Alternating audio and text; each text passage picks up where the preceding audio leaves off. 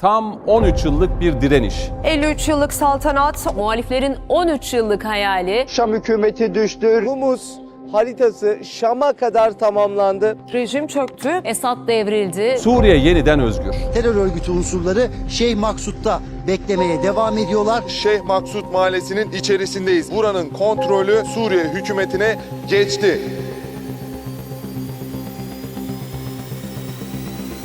Hazır mıyız? Artık sıradan bir komşudan daha fazlasını hissettiğimiz bir ülkeye misafir olduk. Suriye.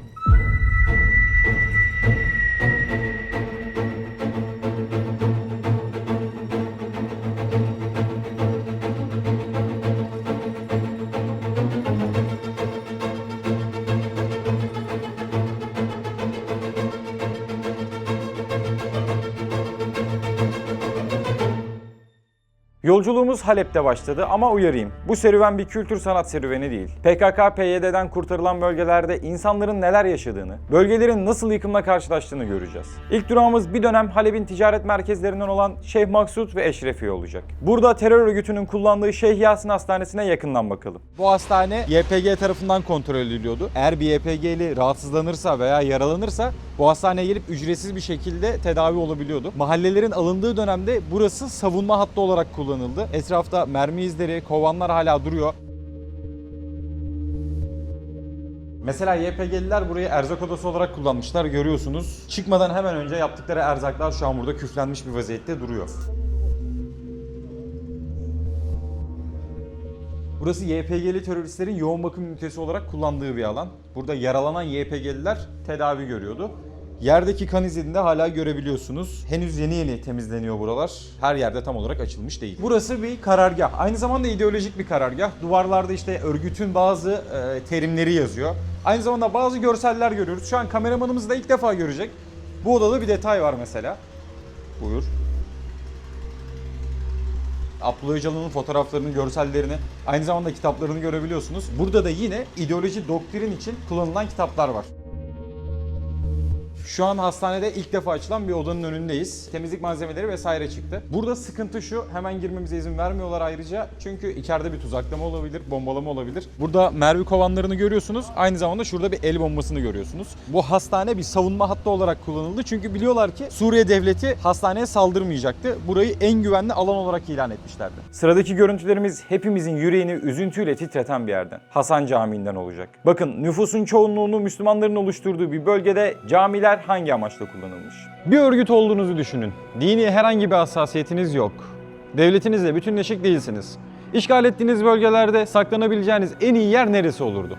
Evet, bir cami. Bu cami askeri karargah olarak kullanılmış. Çok hakim bir noktada. Neredeyse tüm Halep'i görüyor. Terör örgütü kendisini buraya yaslayarak zaman kazanabileceğini düşünüyordu. Emniyet güçleriyle konuştuğumuzda onlar aslında sivillere zarar vermeyecek olsak biz çok kısa sürede halledeceğimizi düşünüyorduk dedi. Akıllarındaki tek soru işareti sivillerin can güvenliğiydi. Bu gördüğünüz alan Esed döneminde bombalanmış. Biliyorsunuz iç savaş döneminde insanlar Cuma'dan sonra hep birlikte toplanıp rejim aleyhine sloganlar atıyorlardı. Bunu engellemek için tam Cuma namazı vakti insanlar burada namaz kılarken burası uçaklar tarafından bombalandı. Bir mihrapta normalde ne olsun beklersiniz? İmam cemaate seslenir ve en önde namaz kıldırır. Burada mihrap bir keskin nişancı karargahı olarak kullanılmış. Tüm Halep'i neredeyse görüyor. Bu açıyı değerlendirmişler. İşte çuvallarla etrafını sarmışlar ve kendilerine bir cephe oluşturmuşlar. Suriye hükümeti camiye zarar vermeden olabildiğince en hassas şekilde buradaki operasyonlarını tamamlamaya çalıştı. Çünkü görüyorsunuz örgütün camilere ve İslamiyet'e dair herhangi bir hassasiyeti yok. Bu cami ayrıca birçok tünelin de bağlantı noktası olarak kabul ediliyor. Terör örgütü bu tünelleri akşam vakti çıkıp konuşan insanları kaçırarak infaz ettiği faaliyetler gerçekleştiriyordu bu tünelleri kullanarak. Camiden çıktıktan hemen sonra çevresindeki evlere göz gezdirdik. Tünel ağlarının nasıl oluşturulduğuna bakalım. Burada YPG mensupları insanların, vatandaşların evlerine el koydular. Siz yıllar sonra, savaş bittikten sonra evinize geldiniz, geziyorsunuz, buzdolabınızı görmek istediniz, açtınız kapağını, neyle karşılaştınız? Bir tünel girişiyle. Bu tünel girişi doğrudan camiye uzanıyor. Oradan okulun altına ve diğer bölgelere. Şeyh Maksut'ta YPG'nin zapt ettiği bölgelerde 1 dakika içinde kaç evin içinden geçebiliriz? Gelin beraber bakalım. Örgüt buraları tünel ağı olarak kullandı. Hızlıca saldırıp kaçabilmek adına. Burada bir havan topu var. Yanından geçtik. Patlamamış bir havan topuydu bu arada. Yine bir evden geçtik. Ömer beni buldun mu? Evet.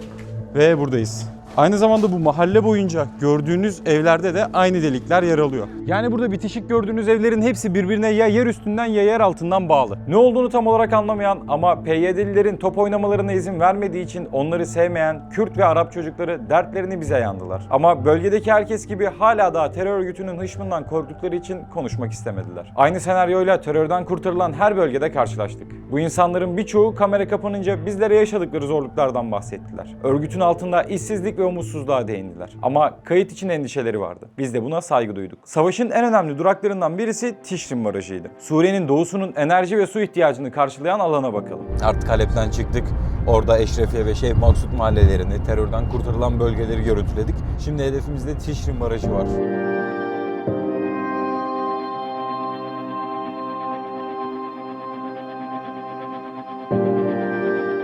Bu baraj aslında işgal edilen toprakların kurtarılmasında en önemli noktalardan bir tanesiydi. Neden? Çünkü kuzeyin yüksek oranda enerjisi buradan sağlanıyordu. Örgüt özellikle işgal ettiği alanlarda bütün elektronik ihtiyaçlarını buradan götürüyordu. Çevresinde çokça tünel var. Hala daha tünellerin birçoğuna girilmiş değil. Ayrıca arkadan patlama sesleri gelmeye devam ediyor. Bunlar ya mayın işlemleri ya da kalan YPG'lilerle çatışmalardan gelen sesler. Bu görmüş olduğunuz beyaz toprakların hepsi tünellerin girişlerini ifade ediyor. Biz çıplak gözle şu ana kadar sadece 10-15 tane tünel gördük diyebiliriz.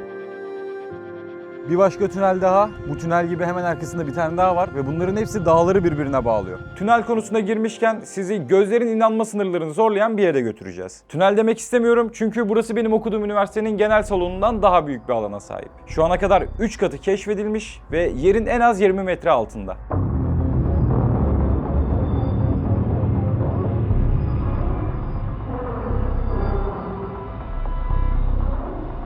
Şu an aşağıya doğru iniyoruz. Yaklaşık bir 5 metre kadar aşağı inmiş bulunmaktayız girişten. Aşağıya doğru indikçe havalandırma ihtiyacı da artıyor. Burada hemen yanında bir havalandırma var. Burada sonsuz bir tünel ağı var gibi hissediyor insan gerçekten. Sağına ve soluna dikkat etmelisin. Yanımızdaki emniyet güçleriyle sürekli konuşuyoruz ama şunu söyleyeyim. Bir dakikalık bir dalgınlık sizi bu tünelde çıkılamaz bir hale sokabilir. Labirent gibi. Şimdi de beton bir alandan yukarı doğru çıkıyoruz. Az önce aşağı indik. Tekrar eğimli bir alandan geçiyoruz. Uzunca devam ediyor. Artık nereye kadar gideceğimizi gerçekten bilmiyorum. Kaybolmuş olabiliriz. Ama örgütün kullanmış olduğu, örgütün işaretlemiş olduğu yolları takip ederek yine birilerini bulabiliriz diye düşünüyoruz. Şurada bak yine bir ok işareti var. Bu da farklı bir bölge işaret ediyor, çıkışı işaret ediyor. Gerçekten tünelin içine girmeye başlıyoruz. Biz burada birkaç sefer kaybolma tehlikesi yaşadık. Bakalım şimdi YPG unsurlarının kaldığı alanda nasıl bir inşaat sistemi yapılmış birlikte görelim. YPG paşavralarını bu bölgede dikiyordu. Tünelin içinde birçok alan var. Burası da terzi alanı. Burada çalışanlar gördüğünüz gibi YPG, PKK terör örgütüne kıyafet ve kamuflaj sağlıyorlardı. Birçok farklı renk var. Bu birçok farklı renk aslında birçok bölgenin işareti anlamında geliyor. Kahverengi alanlar, kahverengi renkler biraz daha çöl bölgesinde yer alan örgüt üyeleri için. Yeşil kısım biraz daha kuzeyde yer alanlar için. Gördüğünüz gibi burada detaylı bir çalışma yapılmış. Bu patates bize bir şey anlatıyor. Bir yere geldik. YPG unsurlarının erzak odası olarak kullandığı bir alandayız. Oldukça geniş, yaklaşık 2,5-3 metre kadar bir tavan yüksekliği var. Çokça erzak alanı var. Burada görmüş olduğunuz gibi tabildot tabaklar bulunuyor. Unsurlar burada bu şekilde hayatlarını sürdürüyorlardı. Burada su görüyorsunuz. Örgütün kullandığı, unsurların kullandığı sular bunlardı.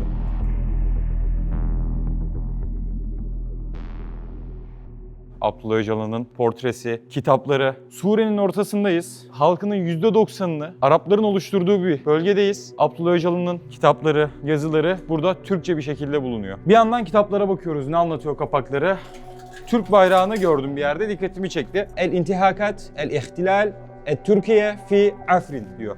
Yani Afrin bölgesinde sözde işgalci Türkiye'nin yaptığı ihlaller diyebiliriz bu kitaba. Burada doktrin Arapça bir şekilde anlatılmış. Gördüğünüz gibi kan izi bırakmışlar. Afrin bölgesine Türk araçları geçiyor. Arap YPG mensuplarına Türkiye'nin işgalci olduğuna dair doktrinler anlatılıyordu. Çevredeki fotoğrafları görüyorsunuz. Burada toplanma alanları bulunuyor. Işıklandırmaları çok güzel bir şekilde yapılmış, tabii şu an kapalı. Bakın bu atmosferi anlatması gerçekten kolay değil. Çok şaşırtıcı. Şu an yerin yaklaşık 20 metre altındayız. Ve bulunduğumuz bölgede gerçekten şehirden oldukça uzak, yerleşimlerin olmadığı bir alan. Burada yaklaşık 300 kişinin girip bir konferans düzenleyebileceği alan inşa edilmiş. Örgüt mensupları burada ideolojik doktrinleri ediniyorlardı. Şurada mesela hemen bir kitap gözüme çarptı. Burada bulunan kitapta terörist elebaşı Abdullah Öcalan'ın yazmış olduğu Türkçe bir kitap. Işıklandırılması çok güzel yapılmış.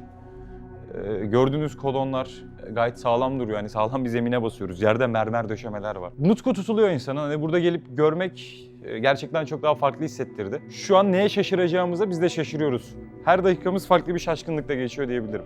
Her odada farklı bir detay görüyoruz. Devam ediyoruz. Bakın burası yaşam alanı. Şu an bir üniversitenin kampüsünde veya bir konferans salonunun içinde ilerliyormuş gibiyiz. Çevrede kafeterya gibi alanlar var.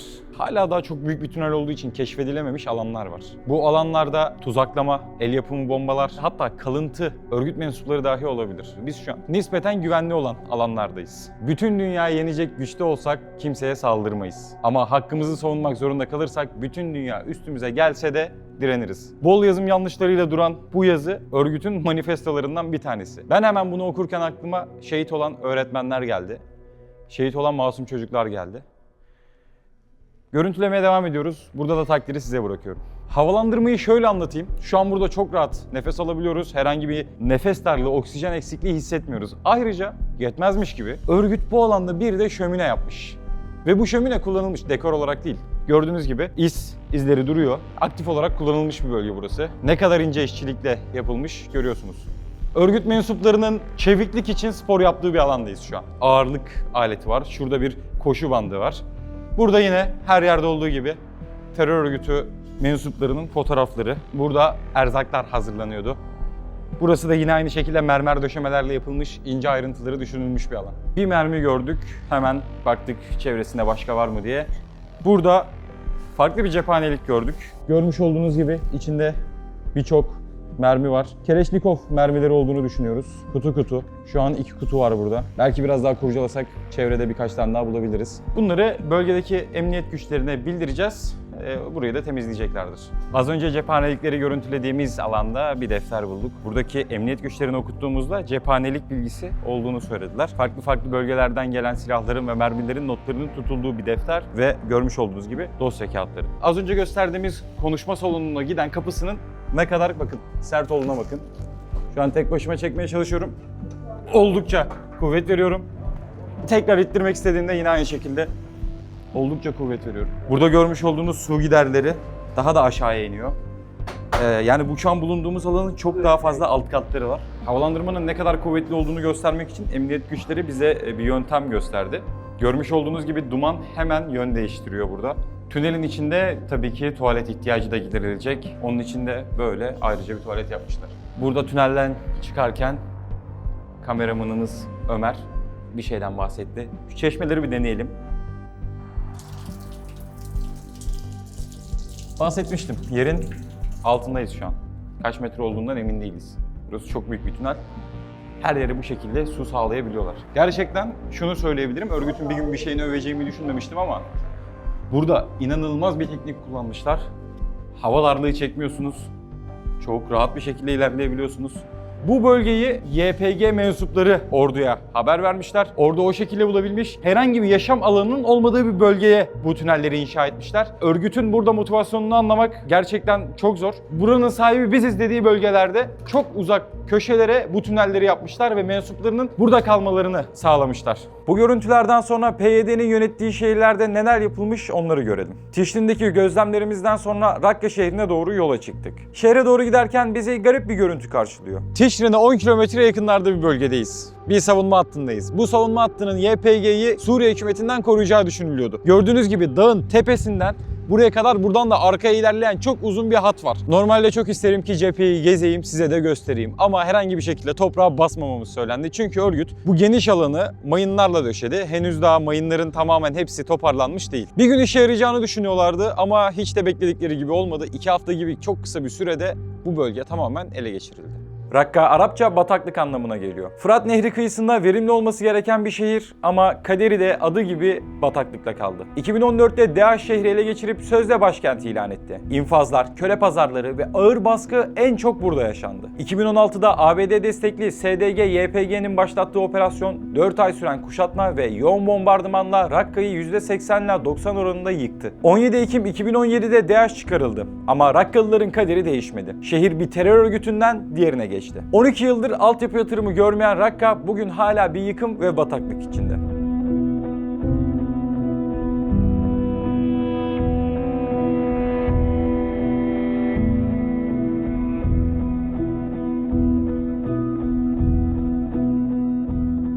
İnşa edilen köprüler örgütün lojistik ihtiyaçlarını karşılıyordu. Peki örgüt bölgeden atılırken o köprülere ne oldu? YPG'nin kaçmadan önce patlattığı 3 köprüden bir tanesinin üstündeyiz. Bu köprü yaklaşık 80-85 yıllık bir geçmişe sahip. Fransız işgali döneminde yapılmıştı. Fransızlar tarafından İtalyan bir şirkete yaptırılmıştı. Köprü sonrası karşıya geçiş tam bir eziyet. İnsanlar burada saldırı kullanarak geçmeye çalışıyorlar.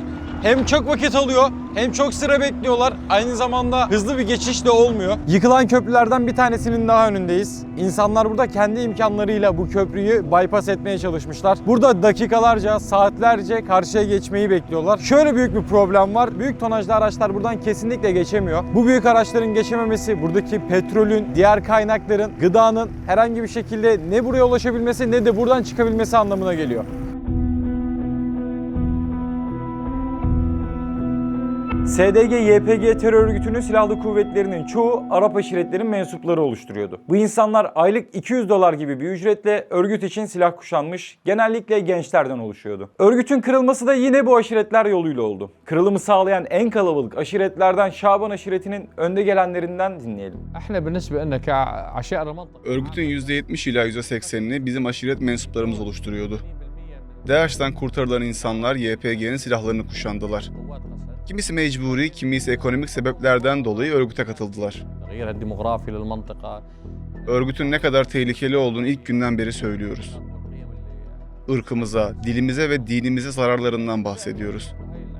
Esed rejimi düştüğünde birçok insan yeni hükümetin saflarına katılma kararı aldı. Biz YPG içindeki bazı mensuplara örgütten çıkmamaları gerektiğini söyledik. Çünkü Suriye hükümeti bu topraklara geldiğinde onlara tünellerin ve yığınakların nerede olduğunu söyleyecek insanlara ihtiyacımız vardı. Örgütün içeriden çökertilmesi çok kritikti. Çünkü silah tutan milislerin büyük çoğunluğunu Arap aşiret mensupları oluşturuyordu. O süreç hükümetin kontrolünde ilmek ilmek işlendi.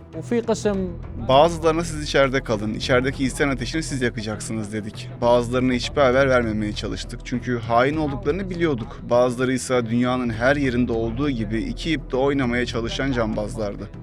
İçeri sızan mensuplarımız sayesinde örgüt çok kısa sürede çözüldü. Devrimin başından beri hükümette görüşüyoruz. Ne zaman özgürleşeceğiz diye soruyoruz. Onlar bize anlaşmaların olduğunu ve beklememizi söyledi. Anlaşma zamanı bitince artık vaktimizin geldiğini anladık. Örgüt bizi hep bölgeyi terk edip Esed rejimine bırakmakla tehdit ediyordu. Yanımdaki Şeyh Zayid'i sürekli oğluyla tehdit ediyorlardı. Her hafta yanlarına gelmesini istiyorlardı. Tüm aşiret şeyhlerini kontrolleri altında tutmak istediler. Örgütün geri dönme senaryosu hakkında ne düşündüklerini sorduğum anda aşiret liderinin gülmesi dikkatimi çekti. Güldüm çünkü sorunun cevabı imkansız. Bir daha geri dönemezler. İzin vermeyiz. Allah korusun Haseke ve Kamışlı'da teslim olmazlar da bir savaş olursa tıpkı Rakka'daki gibi 2 saatte bir tane bile YPG'li kalmaz. 2 saatten fazla sürerse gel beni bul. Suriye'deki Kürt kardeşlerimizle hiçbir sorunumuz yok. Ama dışarıdan gelen teröristler aramıza nifak sokmaya çalıştılar. Neyse ki başarılı olamadılar. Sizlere de özel bir teşekkürleri vardı. 2011 yılından beri Türkiye devleti ve halkı bize evlerini açtılar, okullarını, hastanelerini paylaştılar. Biz o halka karşı derin bir sevgi besliyoruz. İnşallah sonuna kadar Türkiye'ye düşmanlık besleyen bir oluşumu sınırlarımızda barındırmayacağız. Özellikle Rakka gibi bölgeler yeraltı kaynakları açısından oldukça verimli sahalar. YPG'nin işgal ettiği bölgelerden yıllık olarak 2 milyar dolara yakın bir petrol geliri elde ettiği biliniyordu. Halkı ise tüm bu sorunlara rağmen misafirperverliğinden bir adım daha geriye atmamıştı. Bizlere yardımcı olmak için mihmanlarımızla iletişime geçen bir aile evlerine misafir etti. Çay ve kahve ikramı zaten adettendir. Ama hiç haberimiz yokken bir anda sofra kurulmaya başlandı. Selamun aleyküm. Selam.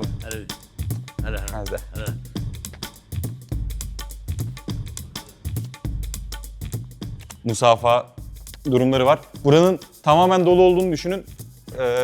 Yaklaşık bir 5-10 dakika kadar. Hadi yine.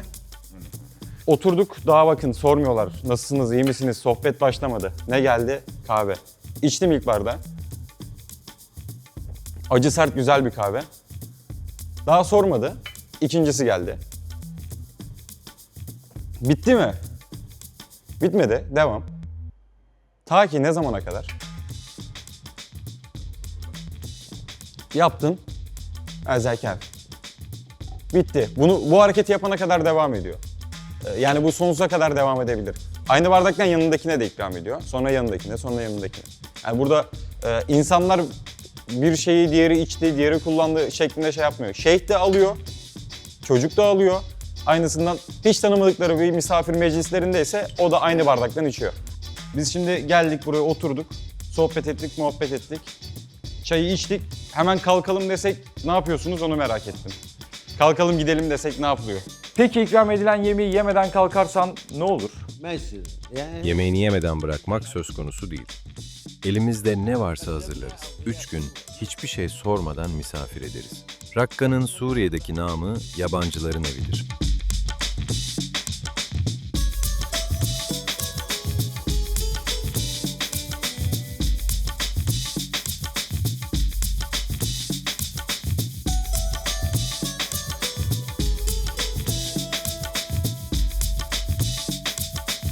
Akşam vakti geldiğinde biraz geç kalmanın verdiği endişe vardı. Çünkü terörden henüz kurtarılmış bir bölgede seyahat etmek tehlikeli olabilirdi. Ancak emniyet güçlerine güvenmeyi tercih ettik. Bakın 200 kilometre boyunca yolda kaç çevirmeden geçtik. Birçok Suriyelinin yapmaya cesaret edemediği bir şey yapacağız. Akşam vakti Rakka'dan Halep'e doğru yola çıkacağız. Arada Teşrin'e uğrayacağız.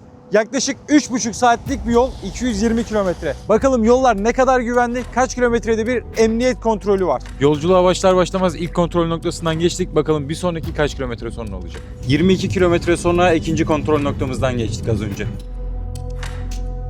Ne bir eksik ne bir fazla, tam 20 kilometre sonra 3. kontrol noktasından geçtik.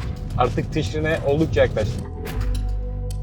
28 kilometre sonra 4. kontrol noktasındayız. Bu kadar çok kontrol noktasının olmasının sebebi yollar ıssız ve biliyorsunuz ki burası terörden yeni kurtuldu. Devlet çok yoğun tedbirler alıyor. Burada herhangi bir güvenlik zafiyeti olmaması için. Yaklaşık 10 kilometre sonra 5. kontrol noktasını geçtik. Bu arada kontrol noktalarını çok fazla çekmememizin sebebi burada polislerin ve askerlerin herhangi bir şekilde görüntülenmesinin yasak olması. 10 kilometre sonra 6. kontrol noktasından geçtik. 21 kilometre sonra 7. kontrol noktasından geçtik. 5 kilometre sonra 8. kontrol noktamızdan geçtik. Hemen 1-2 kilometre sonra 9. kontrol noktasına geldik. 2 kilometre sonra 10. kontrol noktamızı geçtik. Yollar ne kadar güvensizse kontrol noktaları o kadar güven veriyor. Çünkü her seferinde kimliğinizi istiyorlar. Burada bir güven tahsis edilmeye çalışılıyor bu yöntemle. 22 kilometre sonra 11. kontrol noktasından geçtik. Kontroller azalmıyor. 10 kilometre sonra 12. kontrol noktasından geçtik. İnanmazsınız ama 1 kilometre sonra 13. kontrol noktasına girdik. Gerçekten yoruldum ama devam. 40 kilometre sonra 14. kontrol noktasından geçtik. Terörden arındırılan bölgelerden çıktıkça kontrol noktasının sayısı azalıyor. Çünkü buralar daha güvenli ve emniyetin daha iyi sağlanabildiği yerler. 13 kilometre sonra 15. kontrol noktasını da aşmış bulunmaktayız. Artık Halep'teyiz. 27 kilometre arayla son güvenlik noktasından geçtik. Şunu söyleyebilirim ki güvenlikle alakalı hiçbir sorun yoktur. Artık Suriye tek bir bayrak altında toplanmayı başardı diyebiliriz. Peki örgütün temizlendiği bölgelerde günlük hayat nasıl gidiyor onu da görelim. Şu anda Şeyh Maksut'tayız. Saçım başım biraz dağıldı, tıraş olacağız. Merselam, selamünaleyküm.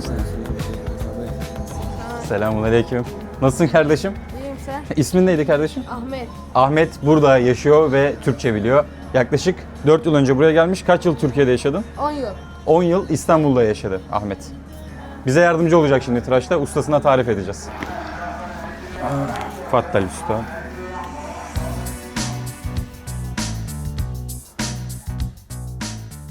Şu yanları biraz hafifleştirelim ama çok da böyle almayalım yani. Sıfır girmeyelim. Böyle Makastan makasla da olur. Aynen. Bir de üstleri biraz toparlayalım makasla falan o kadar. Ustan kaç yıldır burada? Akraba mısınız önce? yok. Babamla o arkadaşlardı. hı. Ben de buraya geldim çalıştım. Usta kaç yıldır buradaymış? 8 yıldır. 8 yıldır. Sorsana bakın nasıl hissediyormuş burada berber olmak, hani bir tehlike hissediyor mu, nasıl şeyleri? Burası güzel, bir şey yoktu. Hangi takımı tutuyorsun? Futbol olarak Evet. Galatasaray deme. Beşiktaş. Tamam, kabul edilebilir. Sorsana ustaya, sen ne zaman usta olabilirmişsin? Ben Evet. belki yakında evlenirsin. Usta normalde nereli? Buralı mı doğma büyüme? Sorsana bakalım ne yapmış, ne zaman gelmiş? Çok da. Vallahi daha zor da hiç mi 2018. 8 yıldır burada yani. 2018'de geldim. Ne zamandır berberlik yapıyormuş? Şans oldu halaka. Şans oldu ya. Kaç gün gidiyor? Şu an hatun okuyor Ahmet. 30 yıl, 35 yıl var.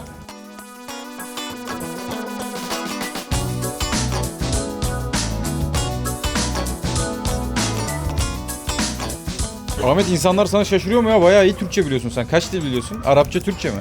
Arapça, Türkçe, Kürtçe, İngilizce biraz biliyorum. Kürtçe de biliyorsun ha? Ha, Bu mahallede Kürtçe konuşuluyor herhalde. evet. Arap-Türk karışık müşteriler değil mi? Gelenler. Evet. Gelen ilk Türkler miyim şu an dükkana? Tıraşlar mesela ne kadar burada? Suriye parasıyla 15-20 bin arası. Şu an yaklaşık 40 ila 80 lira arasında bir paraya tıraş oluyoruz. Elektrik durumu falan nasıl burada? Çok sık gidip geliyor mu? Bugün geldi sonra kapandı. Meydanda bir jeneratör gördüm. Sanırım tüm dükkanların elektriğini o veriyor. Evet. Eğer o çalışmazsa ne oluyor? Bu elektrik kapanırsa o çalışıyor. O kapanırsa başkası çalışıyor. O kapanırsa kapatıyoruz. Anladım. Babam Türkiye'deydi, sonra geldi buraya ticaret yapıyor. Yani babam gitmezse. Sen peki ne olmak istiyorsun şimdi? Berber mi olacaksın yoksa başka bir şey düşünüyor musun? Yok, ben berber olacağım, bir tane salon açacağım. Ahmet Ustam, kusura bakma, içerik lazımdı. Saçımı kestirdim o yüzden. Seni seviyorum. Ya, Velit Ustam Kürt. Evet, Afrinli. evet, Ahmet, sen de Kürtsün. Evet. Sen de Afrinlisin. Evet. Türkiye'de yaşadın. evet. 10 yıldır Türkiye'deyim. Burada tıraş olan ilk Türk'üm. Öyle söylediler bana, bilmiyorum. Öyle mi Ahmet? Evet. İyi mi abi? Now you gentleman. Thank you. Ustam son dokunuşları yapıyor. Çok heyecanlıyım. Usta, Türkiye'den gelenler indirim yapacak mı? Beytullah'tan geliyoruz diyecekler. TVNet'ten gördük, öyle geliyoruz diyecekler. Söyle, bir sor bakayım. Dubai is a Turkey hot, very very have a hot jam,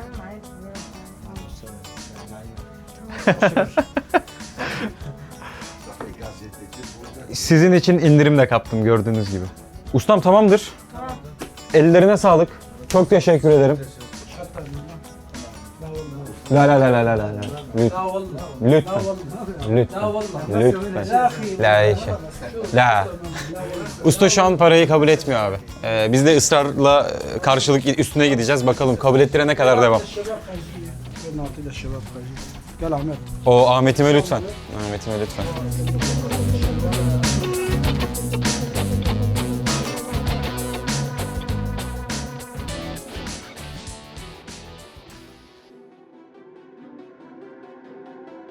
Rakka'nın Sabah Baharat Meydanı'ndayız. İnsanlar burada YPG'den kurtuluşu kutluyorlar.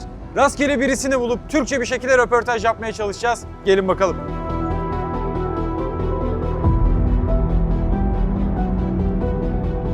Türkiye 11 sene yaşadım. Şanlıurfa Viranşehir'de. Çok güzel. Ne zaman döndün buraya acaba? 1,5 sene oldu abi. YPG işgali altında nasıldı hayat? Abi bizi çok zulüm ettiler ya. Yani ırkçılığa, askere zorla alıyorlar.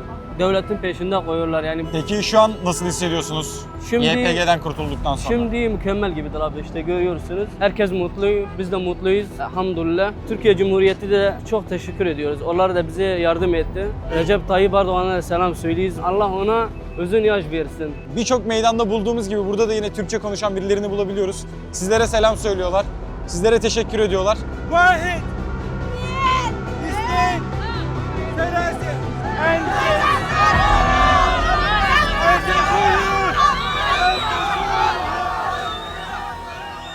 Bölgede gezdiğimiz süreçte bir etnik grubun daha misafiri olduk. Türkmenler.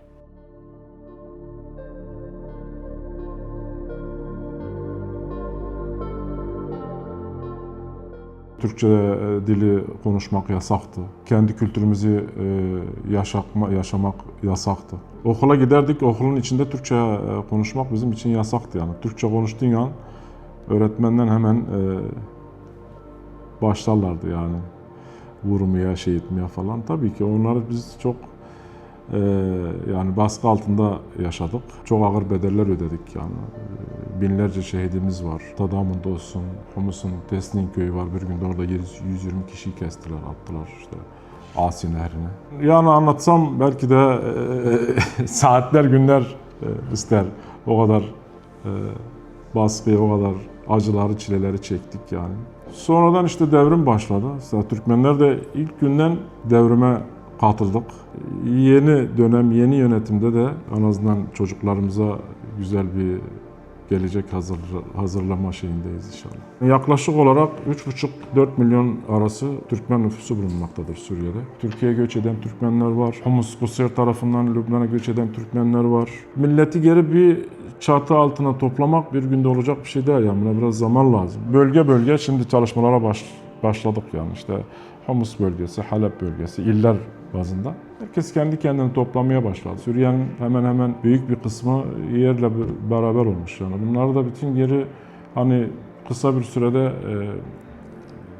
toplama şansımız yok yani ama çalışmalarımız devam ediyor inşallah. Sağ olsun biz bu 15 sene devrim sürecinde ister devletimiz olsun, ister sivil toplum kuruluşları, ister Türk milleti her zaman yanımızdadır yani. Buradan da meclis adına, Türkmen adına da bütün Türk devletine, Türk milletine de şükranlarımızı sunuyoruz, teşekkürler ediyoruz yani. Seyahatimizi bitirmeden önce çok önemli bir yeri daha ziyaret ettik. Ata toprağımızı.